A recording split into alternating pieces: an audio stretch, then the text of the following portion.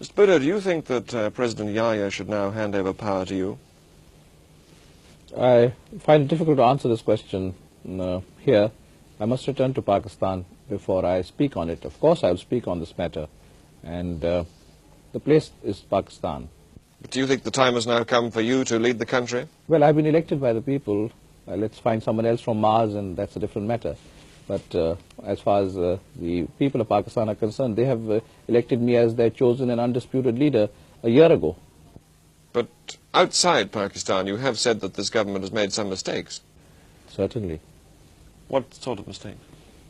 Well, coming to the present, the delay, inordinate, inexplicable delay in the transfer of power, that I think has been a fatal blunder. Power should have been transferred much earlier. To whom? To us, to the elected people. Elections were held, and the results of the elections should have been implemented so that we could have sought a political settlement. If military action was necessary to crush the secessionists, I do not say that that should not have been taken. Every country takes that kind of action, but it must be coupled as soon as possible with political action, because finally there must be a political settlement. What sort of a state is Pakistan in now, do you think? In bad state, but we'll come out of it. I'm full of hope and confidence. We have already won a political victory in the General Assembly by having the whole world supporting our position, and we will salvage the wreckage. I'm quite confident of it. How would you resolve Pakistan's new position after the war now? Well, first things first, we must bring about some reforms, some fundamental reforms, give the poor people of Pakistan a better stake in their own country. Do you still regard Pakistan as one country, Mr. Bhutto? Of course it is one country. Is that realistic? Absolutely realistic. What are realities? Temporary phenomena are not realities. The realities are studied in history.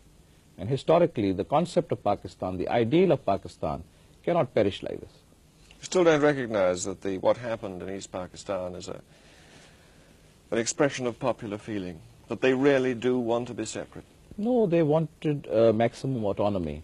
And the line between maximum autonomy and secession can be a thin one, or it could be made to appear to be a thin one.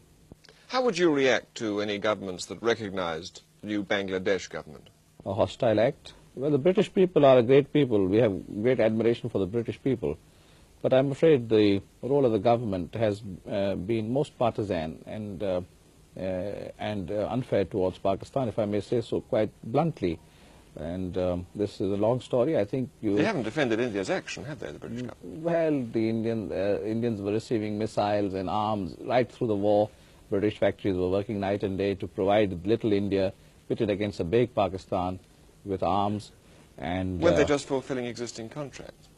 Yes, contracts are fulfilled, but contracts are broken also. And in the history of diplomacy, I don't know how many contracts you've fulfilled and how many you have not fulfilled on many occasions. And we are too cynical to really talk in terms of a legal obligation.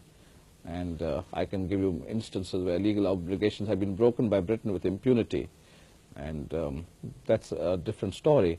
But I think Britain thinks that, well, we divided the subcontinent, perhaps a mistake, and you're trying to atone for it by taking this position.